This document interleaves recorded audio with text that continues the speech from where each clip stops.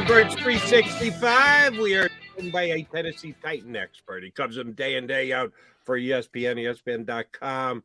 Turron Davenport jumps aboard with us here on Birds 365. Thanks for joining us again, Turron. We talked to you way back in the summer. Thanks for doing it with us prior to the Titan-Eagle game this week. If I had told you back when we talked in preseason, after 11 games, the Titans will be 7-4. That'll be good enough for first place in their division, but 7 wins, 4 losses. Would you have said, oh, man, really? I thought they'd be better. Or, oh, we'll take that. 7-4 better than we were projecting. Or, yeah, that's about right. 7-4. You got it, Joe. Which would have been your response if I had forecasted their 7-4 start exactly right? Yeah, I would have said that's about right.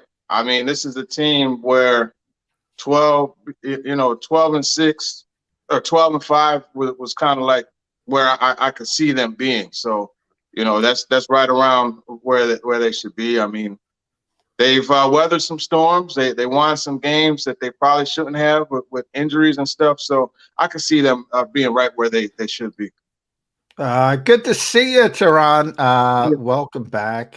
Philly guy coming back to Philly this week. Always exciting to see Turron Davenport. You and I used to talk a lot about receivers back in the day when you were covering the Eagles. Right. And this is A.J. Brown week, and he is one heck of a receiver. How are things sort of developing down in Tennessee with the move away from a, great player, 25 years old, difficult decision from Tennessee's perspective. You see Treylon Burks starting to develop a little bit. How is that kind of whole thing shaken out? Yeah, well, when you take away a guy that led your team in receiving yards, receptions, and touchdowns for 3 consecutive years, it's always going to hurt. And I think that's what happened with the Titans initially. They had some struggles. Teams were really stacking the box. I mean, they've always stacked the box against Derrick Henry, but at least in the past, they were able to make teams pay with A.J. Brown murdering one-on-one coverage on the outside. Well, you didn't really have that for most of the year. And then up until the Packers game, Treylon Burks he exploded, right? The first series, he had a 43-yard catch. He had a 51-yard catch to seal the deal towards the end of the game. And that was on Jair Alexander, by the way. So, that really elevated him. That was his first 100-yard game. And then the very next week against the Bengals, he had 4 receptions for 70 yards. And the big play was they went play action. Ryan Tannehill, he looked down the field and he saw Treylon Burks digging in and tucking and running. And he said, man, I got one life to live. And he just threw the ball up there. And Treylon Burks went up and he snapped it. And it was a 51-yard gain. And I love what he did afterwards. He got up and he just flexed on the crowd and just the emotions there. I could tell that was the buildup of just so much disrespect. I mean, when you are outside one-on-one and they have 0 safety help over top as a receiver, like you take that ultra personally.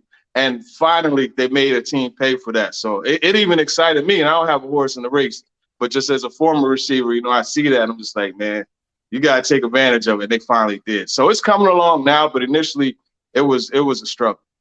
All right, we're going to tap into the fact that you're there every single week, watch every single game, check some film afterwards on Derrick Henry. This year he had a 5-game run of 100 yards every single game, 114 against Indy, 102 against Washington, 128 against Indy. Houston, only 219 yards, another 200-yard day, and then 115 against Kansas City. Last 3 weeks, not so much, including completely being shut down by Cincinnati. So we've seen the best of the best running back in the NFL, and we've seen where the NFL's best running back can be shut down. How and why? Did the last 3 opponents just overcommit to the box and say that's one way we're not going to? Did the other teams where he ripped off 5 straight 100-yard games not give him enough respect? Why the differential in the production from Derrick Henry? Yeah, there's a variety of reasons. First and foremost, it started with the Broncos. They started to give that bare front where they're covering the guard center guard. And then you have your linebackers stacked in the gap behind them. So all gaps are just controlled. And when you have a zone blocking scheme, what you're doing, you're not blocking men, you're blocking gaps and areas. So if you're flooding those areas, it makes it harder for the offensive line to get where they have to go and move the guy out of the way.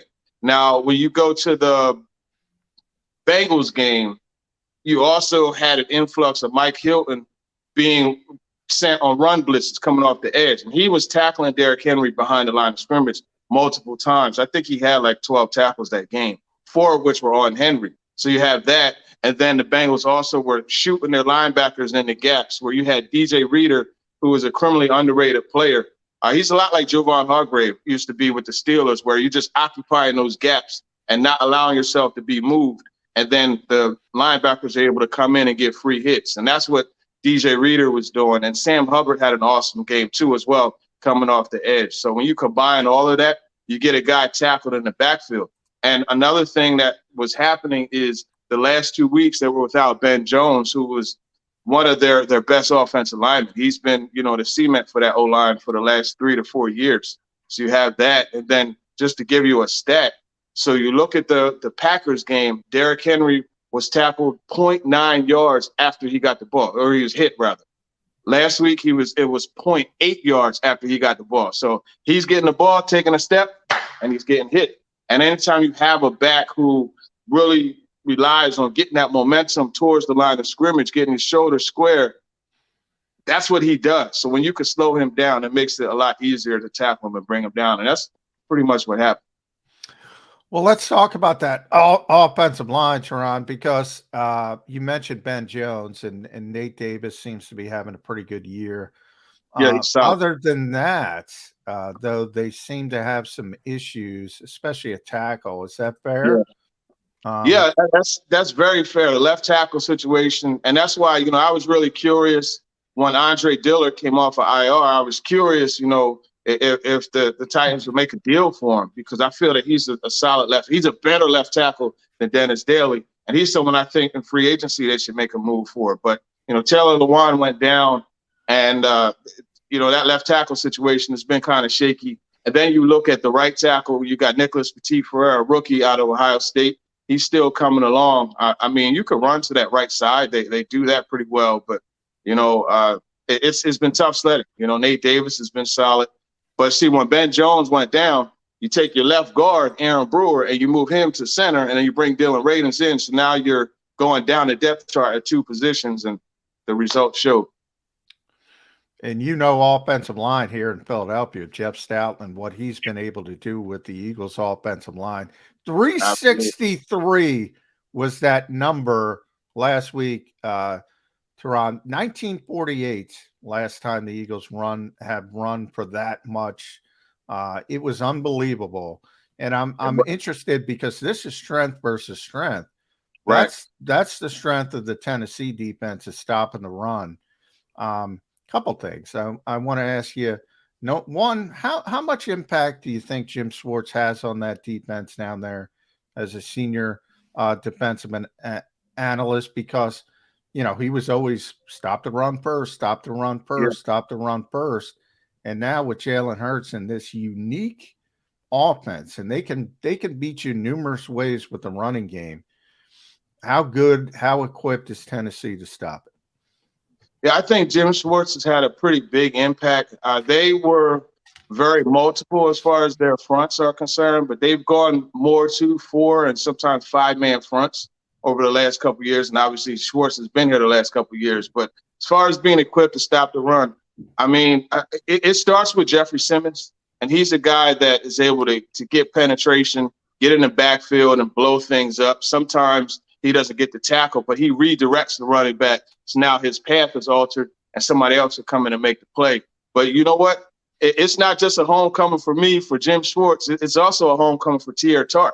He's a Philly kid, West Philly, and 93 is his number. And they put him over the center sometimes and in between that center and guard gap right there, that A gap. And he's able to do some things also. So those guys are critical. Your corners, they tackle really well. The safeties, Kevin Byard, another Philly guy, and Amani Hooker, they come up and tackle. David Long, watch David Long, number 51. I mentioned him. He's a good player, man.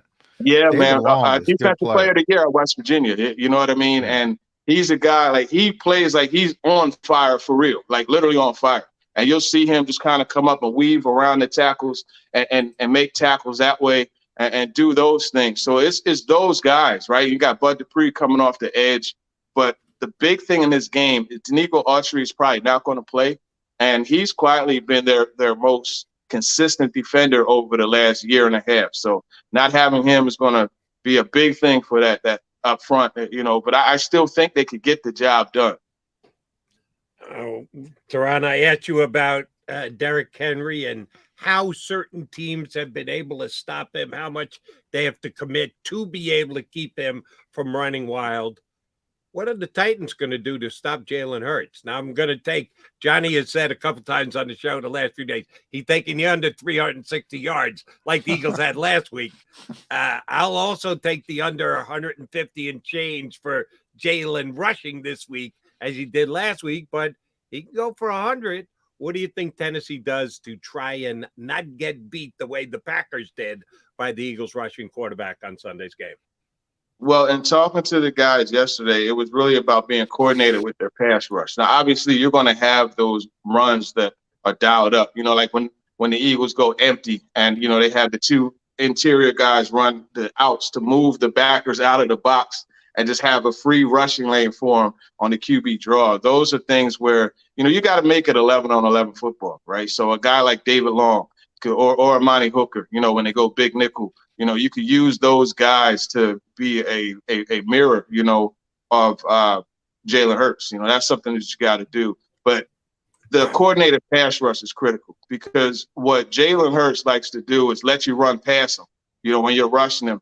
And he'll step up and he'll find that lane and he'll get going that way. And that's some of the things that you see, on third downs, right? Everything's covered and you get a good pass rush and he fires that crease, he takes off and he steps out of bounds. And it's a first down. You didn't even get to hit him to make him pay for it. And, a lot of these people, they make me sick when they say that him running the ball is not sustainable because it absolutely is. Because you do not see Jalen Hurts get hit hard. But you look at your pocket guys. You look at your pocket guys and standing in the pocket and they're looking this way. And what happens backside? They get body rocked and you say, well, that's sustainable. I would much rather be able to control the hit than be able to be hit blindsided and not know what's coming. But, that's a tangent that I'm sorry I went on, but it makes me sick when people say that about Hurts.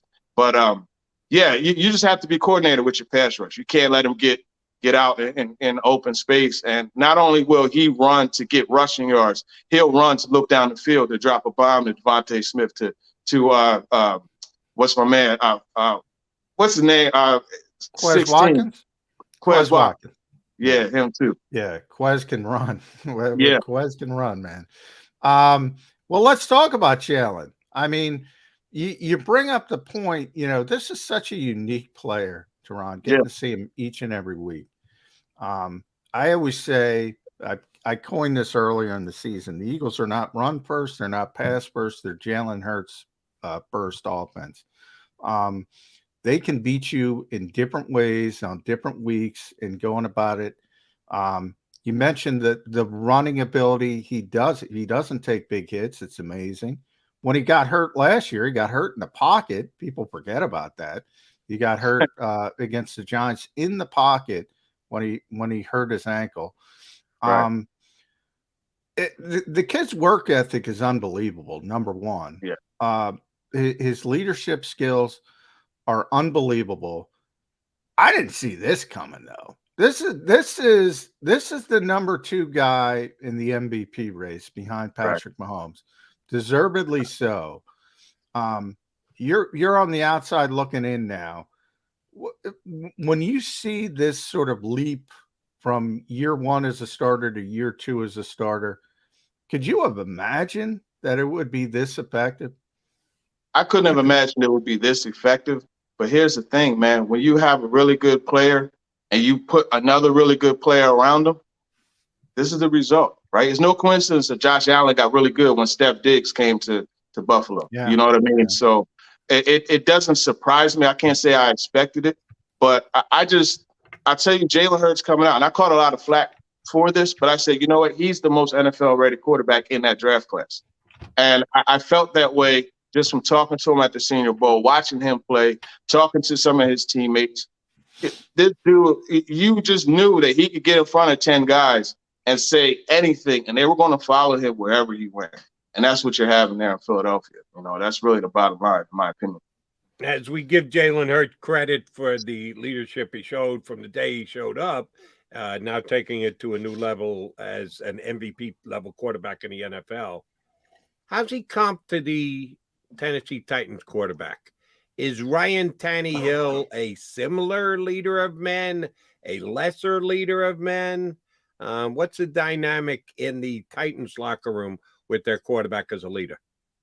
Tannehill is a different leader of men. Jalen Hurts seems to be a little more rah-rah, and he'll give those post-game speeches and those type of things. Tannehill is a guy, he leads by his toughness. And honestly, he missed those 2 games earlier this year. I was shocked, to tell you the truth, because that dude is tough. And I tell you, I remember a game at Indianapolis last year. He walked off the podium after he spoke to us, and like his neck was real stiff, and he was I told her, I was like, man, you're one tough dude, man. I got to give you credit for that, because just the way that he walked off the podium, after that game, and he was getting murdered, like hit after hit after hit. And he got up and he kept hanging in there and throwing the football. A good example of his toughness, a couple of years ago, right? Josh Allen from the Jacksonville Jaguars. He was closing in on him, right? And Tannehill was just like this. He threw the ball. Josh Allen was about to hit him, and you know what he yelled? Layup. And guess what happened? It was a 26-yard touchdown. Perfect over-the-shoulder throw to Adam Humphries for a TD, man. That's the type of toughness that Tannehill has, and that's what dudes really love about him. So as far as leadership, he leads that way. And also his consistency, too. No matter what the situation is, he's never too high, too low. He's always the same kind of like aloof dude that he is. And the guys really appreciate that. Well, then in that way, he's like Jalen, because that's Jalen. Yeah, that consistency.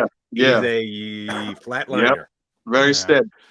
You talk about tough and physical, Turron. Anytime I hear somebody talking about Tennessee, that's the first thing they say. Yeah. Tough, physical team. I think it relates back to Mike Vrabel, the head coach. Is that overblown, or is that what the Tennessee Titans are?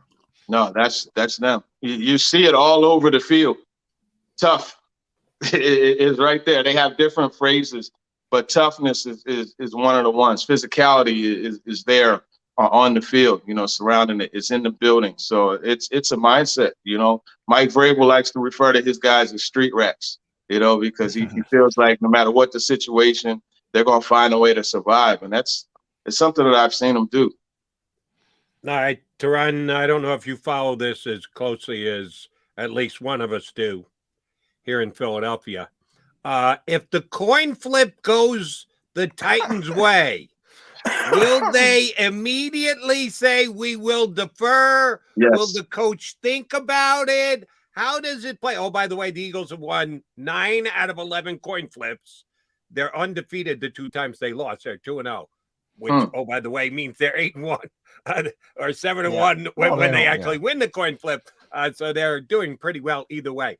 But how does Vrabel handle the coin flip? Yeah, it's if they win, they're always going to defer. They want defense to go out there and set the tone. I mean, there are some times where they'll give the offense the first take, but 9.5 out of 10 times, it's defense, you're up first. Now, does that piss Derrick Henry off? No. Okay. No. All right. It doesn't. Derrick is another one of those steady guys that you don't really see get too high or too low. I've seen him get emotional twice this year. Once he had a long run against the Texans. It was a touchdown. He took his helmet off and went back crazy, and then another time just last week he got hit. Logan Wilson, the linebacker out of Wyoming, hit him, and he didn't like it and reacted. But those were the only 2 times. All right, last one from me, Turron. I'm going to put you on the spot at @Davenport_NFL. Make sure you follow Turron on Twitter. ESPN.com does a tremendous job covering the Tennessee Titans, one of the best teams in the AFC. Is going to make the playoffs again. You were here in 2017. You saw the Eagles win a Super Bowl. You see this team, It's the more talented group when you look at this roster. I think top end talent. It is a more talented group. I will say that.